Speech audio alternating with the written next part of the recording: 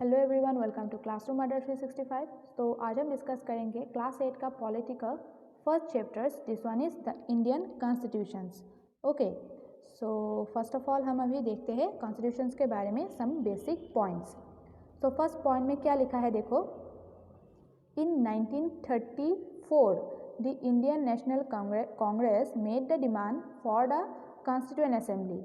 सो in 1934 में क्या हुआ था, इंडियन नेशनल कांग्रेस ने डिमांड किया था कि इंडिया को भी एक क्या चाहिए, कॉन्स्टिट्यूशंस चाहिए, कॉन्स्टिट्यूशंस का रिक्वायरमेंट है।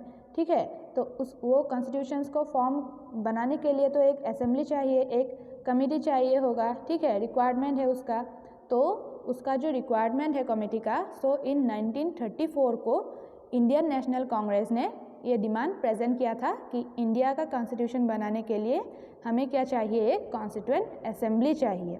राइट, सो ये पॉइंट एक इम्पॉर्टेंट पॉइंट है, ये ईयर भी इम्पॉर्टेंट है कि इन विच ईयर्स मतलब कॉन्स्टिट्यूशन असेंबली का डिमांड प्रेजेंट किया गया था। ठीक है, देन नेक्स्ट में क्या है, between December 1946 and November 1949 the Constituent Assembly drafted a constitutions for independent India।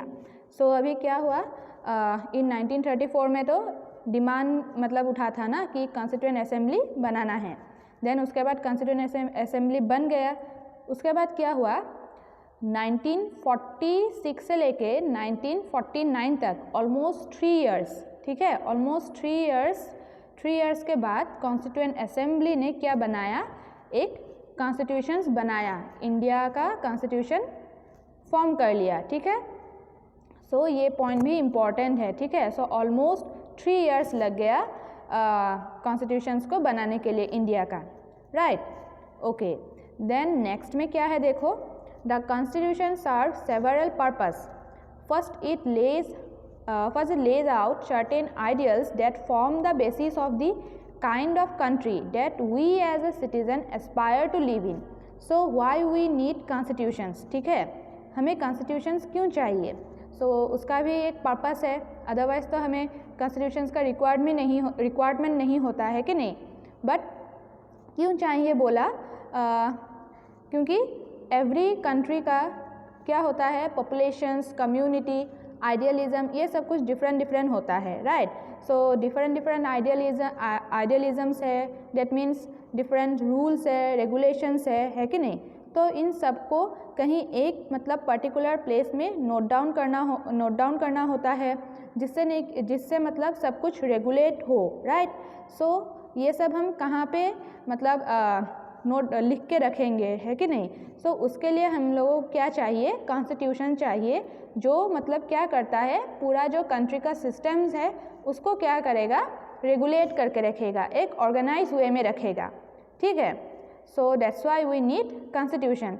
सो ये एक वन पर्पस था, ऐसे बहुत सारा पर्पस है जिसके वजह से हमें कॉन्स्टिट्यूशंस का रिक्वायरमेंट हुआ था।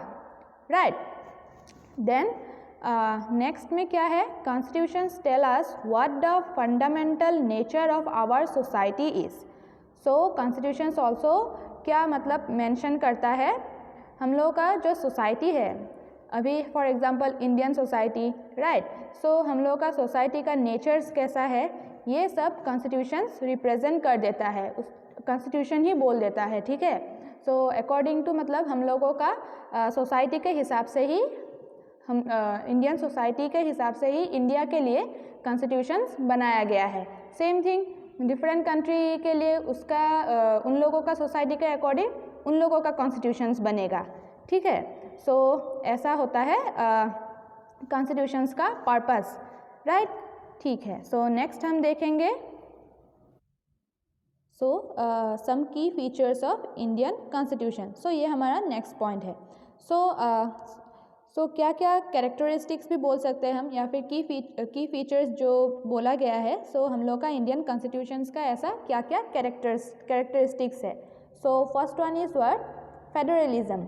सो फेडरलिज्म इसमें क्या होता है, this refers to the existence of more than one levels of government in the country. That means क्या होगा, हम लोग का कंट्री में कैसा है, स्टेट लेवल में गवर्नमेंट सिस्टम है, सेंट्रल लेवल में, then Panchayati Raj systems local level में, ठीक है। सो ऐसे डिफरेंट डिफरेंट लेवल में क्या होता है, गवर्नमेंट सिस्टम्स होता है। क्योंकि why, because of vast numbers of community in the country like India, ठीक है। सो इंडिया में क्या है, वास्ट नंबर्स ऑफ कम्युनिटी है, डिफरेंट टाइप्स का कम्युनिटी डिफरेंट प्लेस में है। सो एक पर्टिकुलर मतलब ओनली वन गवर्नमेंट सिस्टम सब कुछ मतलब हैंडल नहीं कर पाएगा, क्योंकि सबका जो रिक्वायरमेंट है, सबका जैसे कि कोई भी मतलब प्रॉब्लम्स, इशू, ये सब कुछ क्या होगा, सब एरिया में अलग अलग होगा। तो उसके हिसाब से उसको सॉल्व भी करना होगा। तो इसके लिए मतलब only one government system, central government ये सब कुछ सॉल्व नहीं कर पाता है कि नहीं। तो इसलिए क्या होता है, हम लोगों का मतलब कंट्री में स्टेट लेवल में, देन पंचायती राज सिस्टम, लोकल लेवल में, ऐसे 3 लेवल में गवर्नमेंट सिस्टम को डिवाइड कर दिया गया है, ठीक है। सो इसको बोलते हैं what, federalism, right. Then next में क्या है, parliamentary forms of government. So इसमें क्या होता है बोला, the representative of different levels of government are elected by the people. So इसमें क्या होगा, जो रिप्रेजेंटेटिव होगा, लीडर होगा किसी एक पर्टिकुलर स्टेट का, है कि नहीं। तो या फिर उसको मतलब कौन इलेक्ट करके भेजेगा, हम लोग कंट्री का ही पीपल, सिटीजन ही इलेक्ट करके भेजेगा as a representative of that particular area, ठीक है। सो जो लीडर होगा तो अल्टीमेटली पीपल के बीच में से ही या फिर सिटीजन ही चूज़ करेगा अल्टीमेटली, ठीक है। ओके, सो ये एक पावर होता है मतलब पीपल के बीच में, right. Then next one is what, separation of power. According to constitutions there are 3 organs of the state. These are legislatures, executive and judiciary. So जो ये पावर है, तो उस पावर को कॉन्स्टिट्यूशन ने ऐसे 3 कैटेगरी में डिवाइड किया गया हुआ है, right. One is legislatures, executive and judiciary. अभी ये सब क्या है, राइट, ये हमें अभी देखना है। सो लेजिस्लेचर्स ना, सो फर्स्ट मिला legislature. So legislatures refers to elected representative, ठीक है। जो इलेक्टेड रिप्रेजेंटेटिव था, मेंबर्स था, जो पार्लियामेंट्स का मेंबर होगा, है कि नहीं, या तो उन लोगों को क्या बोलेंगे, वो लोग मतलब लेजिस्लेचर्स के अंदर में आएगा। सो मेनली वो लोग क्या करेगा, लॉ मेकिंग मतलब काम में इन्वॉल्व होगा, ठीक है। देन आ गया एग्जीक्यूटिव। सो एग्जीक्यूटिव क्या करेगा, एग्जीक्यूटिव जो है वो जो मतलब लॉ बनाएगा लेजिस्लेचर्स, उसको इम्प्लीमेंट कराएगा एग्जीक्यूटिव, राइट। देन जुडिशियरी, ये क्या कराएगा, जुडिशियरी मतलब हम लोगों का कोर्ट, ठीक है। कोर्ट जो है, जजमेंट। सो जो भी मतलब पावर है, लॉ है, ये सब मतलब मिसयूज ना हो, ठीक है। उसके लिए किसी को तो कंट्रोल करना होगा ना, तो वो कौन कंट्रोल करेगा, जुडिशियरी कंट्रोल करेगा। और ये जो 3 पावर्स है, ये खुद से ही मतलब एक इंडिपेंडेंट पावर है, ठीक है। सबका पावर सेपरेट है, कोई किसी में इंटरफेयर नहीं कर सकता है, ठीक है। Okay, then next one is what, next one is our fundamental rights. So fundamental rights में क्या क्या है देखो, one is right to equality, right to freedom, right against exploitations, right to freedom of religions, cultural and educational rights, and right to constitutional remedies. So इन सब के बारे में हम अभी इतना डिटेल से नहीं देखेंगे, एक्स्ट्रा करके हम फंडामेंटल राइट्स फिर से डिस्कस करेंगे। अभी के लिए जस्ट हम थोड़ा सा ऐसे देख लेते हैं, okay. So fundamental rights are the basic rights, okay, and fundamental rights are called the conscience of Indian constitutions, ठीक है। So fundamental rights are very important. So first में क्या है, right to equality, that means सबको equally treat करना है, किसी को भी डिस्क्रिमिनेट नहीं करना है, ठीक है। सो सबको इक्वल ट्रीटमेंट मिलना चाहिए, राइट। देन सेकेंड में क्या है, right to freedom, that means सबके पास फ्रीडम है सब कुछ करने के लिए, ठीक है, कोई मतलब किसी को कुछ काम करने के लिए मजबूर नहीं कर सकता है, फोर्स नहीं कर सकता है, ठीक है, सबके पास फ्रीडम है सब कुछ मतलब करने के लिए। देन थर्ड में क्या है, right against exploitation. So exploitation means like force labour, then human trafficking, ठीक है, तो इन सब के मतलब अगेंस्ट जाने के लिए भी लॉ है, ठीक है। सो ये सब मतलब हमें रोकना है, नहीं होने देना है। सो ये हम लोगों का है थर्ड नंबर राइट्स। फोर्थ में क्या है, right to freedom of religion. So सब जैसे कि इंडिया में बहुत सारा रिलीजन्स है, कम्युनिटीज़ है, तो सबका मतलब क्या है, अलग अलग रिलीजियंस का प्रैक्टिस है कि नहीं, तो सबको मतलब अपना रिलीजन्स प्रैक्टिस करने का फुल फ्रीडम है, ठीक है। देन अगेन क्या है next, cultural and educational right. So cultural and educational right ये क्या, सो सबका अपना अपना कल्चर मतलब कल्चरल जो भी मतलब पर्पस है वो सब करने का फुल राइट है। एजुकेशनल राइट, सबको एजुकेशन मिलने का फुल राइट है, कोई भी पर्सन किसी भी एज में एजुकेशन ले सकता है, ठीक है, तो ये आ जाएगा हम लोग का फंडामेंटल राइट्स के अंदर ही आएगा एक। देन नेक्स्ट वाला क्या है, लास्ट वाला, राइट टू कॉन्स्टिट्यूशनल रेमेडीज।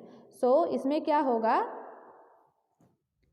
कि अगर किसी सिटीजन्स को लगता है कि उन लोगों का कोई भी फंडामेंटल राइट्स एवॉब जो भी हमने अभी फंडामेंटल राइट्स पढ़ा ना, ये सब अगर कोई भी फंडामेंटल राइट्स वायलेट हो गया, ऐसा अगर कोई भी सिटीजन को लगता है तो वो डायरेक्टली कोर्ट जा सकता है, इस मतलब कोर्ट जा सकता है और उसके बारे में वो कंप्लेन कर सकता है, ठीक है। सो ये वाला पॉइंट है right to constitutional remedies, right. So ये था हम लोगों का how many 6 fundamental rights. Then next and important key features of Indian constitution is what, secularism. तो इसका मीनिंग क्या है, a secular state is one in which the state does not officially promote any one religion as the state religions। तो इसमें क्या है, कोई भी मतलब हम लोगों का कंट्री में, इंडिया में कोई भी एक पर्टिकुलर रिलीजन को स्टेट रिलीजन जैसा ट्रीट नहीं किया जाता है, सबको मतलब इक्वली ही ट्रीट किया जाता है, ठीक है। क्यों, why, because again same point, बहुत सारा रिलीजन्स है, कम्युनिटीज़ है, सबका अलग अलग है, पॉपुलेशन भी बहुत मतलब ज़्यादा है, ठीक है। सो ऐसे कोई भी एक रिलीजन्स को हम स्टेट रिलीजन्स मतलब डिक्लेयर नहीं कर सकते, तब नहीं तो क्या होगा, बहुत प्रॉब्लम हो सकता है, ठीक है, कॉन्फ्लिक्ट हो सकता है बहुत सारा। सो इंडिया क्या प्रैक्टिस करता है, सेकुलरिज्म, दैट मीन्स सब रिलीजन्स को इक्वली ट्रीट करेगा, किसी को भी मतलब कम या ज़्यादा ऐसे ट्रीट नहीं करेगा, ठीक है। So this all about the your first chapters ना, द इंडियन कॉन्स्टिट्यूशंस। तो हम लोगों ने इसमें क्या क्या देखा, इंडियन कॉन्स्टिट्यूशंस का की फीचर्स देखा और उसका जस्ट सम पॉइंट्स कि कॉन्स्टिट्यूशन असेंबली का डिमांड कब स्टार्ट हुआ, कब कॉन्स्टिट्यूशन फॉर्म हुआ, ठीक है। So why we need constitutions, तो इन सब के बारे में हम लोगों ने जस्ट एक ओवरव्यू लिया इस चैप्टर्स का, ठीक है। तो आई होप आप लोगों को समझ में आया है। अगर समझ में आया है तो प्लीज़ लाइक कीजिएगा, कमेंट कीजिएगा और चैनल को भी सब्सक्राइब कीजिए, और नेक्स्ट वीडियो हम नेक्स्ट चैप्टर्स के ऊपर बनाएंगे। Okay, thank you.